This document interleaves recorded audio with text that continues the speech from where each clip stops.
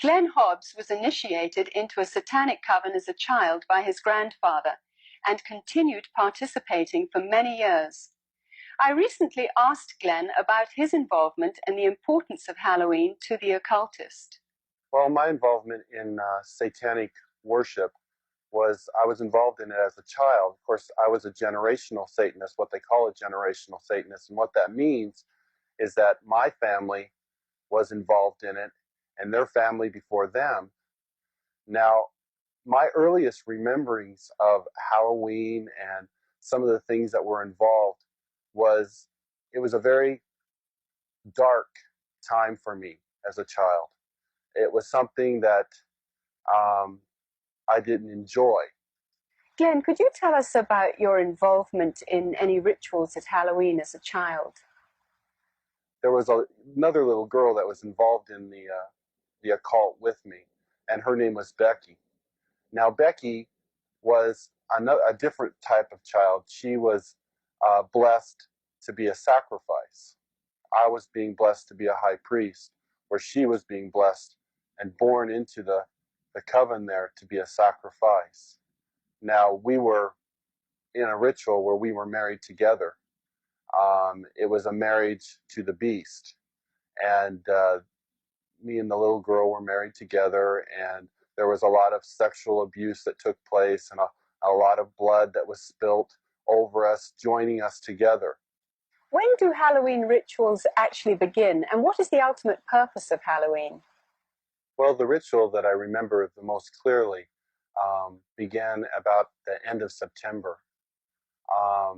Me and the little girl, the one I mentioned named Becky, the abuse was very concentrated at that time. We were taken into several rooms where our clothing was removed. We spent the next couple of weeks in a kind of a shack where a lot of rituals went on, where a lot of animals were killed. They summoned Lucifer and his spirit to come and possess me, and so that I would be blessed to take over the position of the high priest at a certain point in time. Now, Halloween night, they had again put me and the little girl in the back of this van, and we again drove off, which seemed like for a long time. We were drugged once again, and we finally came to this stop. They took the little girl out and they left me in the van. I could hear a lot of commotion that was going on outside. People that were screaming and yelling, and this low murmuring and a moaning noise that was going on, like some kind of a low chanting noise that was going on. So I knew in my mind there was some type of a ritual going on, because I'd heard that many times before. You know, it was real common to see people fall on the ground and convulse and go into convulsions during rituals and stuff with the demonic presence that were around.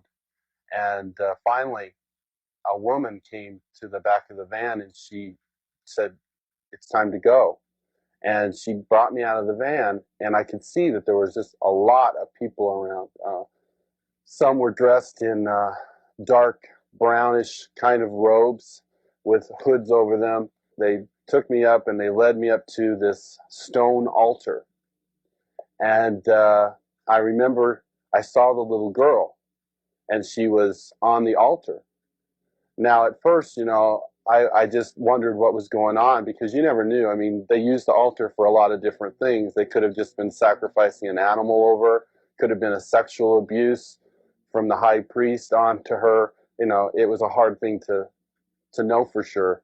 Well, they ushered me up to the altar, and I could see that they had bound her feet. They had her feet spread apart, her legs, and they had bound them to the ends of the altar, and they had taken her arms, which were laying out this way, and roped them to the altar, which had little kind of like hooks, which they could bind the ropes around. And she was really white. I remember seeing her, and she was just real pale and real white.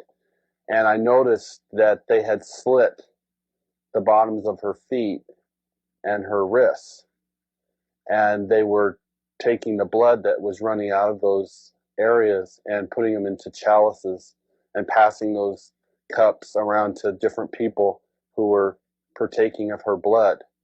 Then the high priest, he took the athami, or the ritual knife, and he picked it up and he put my hand on it, and then he forced it into her chest. So when I think back on Halloween, over that period of time that happened, that was the climax event, Halloween night, where they killed that innocent little girl. And this is something that's happening every Halloween. That's not just an isolated event. I mean, there are children all over the world who are losing their lives during Halloween night, and yet we, as a society, we go out and celebrate it, and we go door to door and we ask for candy, and it's a big celebration to us. And I think it's quite ironic how one group of people are thinking it's fun and another group of people are taking human life, and yet they don't, there seems to be this wall and nobody wants to face the facts of what's really going on.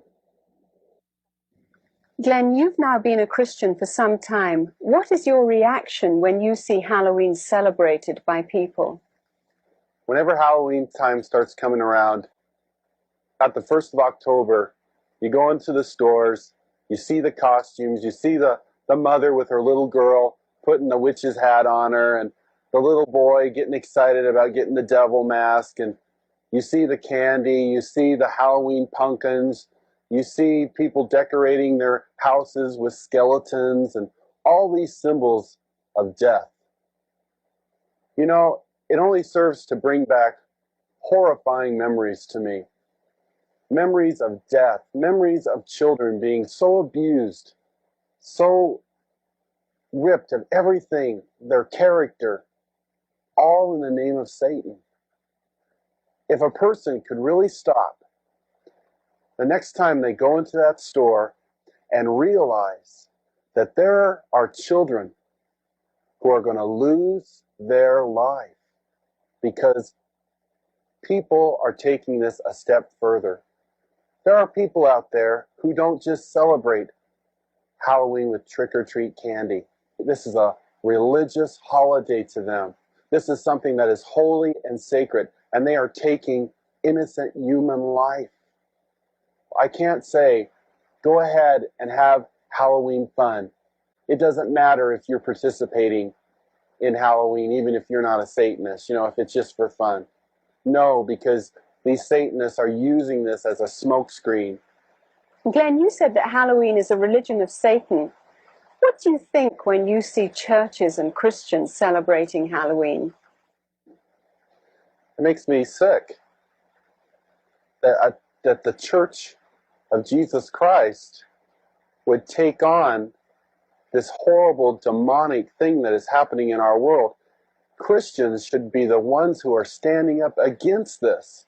Christians should be the ones who are saying these terrible things are happening and we want to stand against this. Churches should not be having these Halloween parties at all.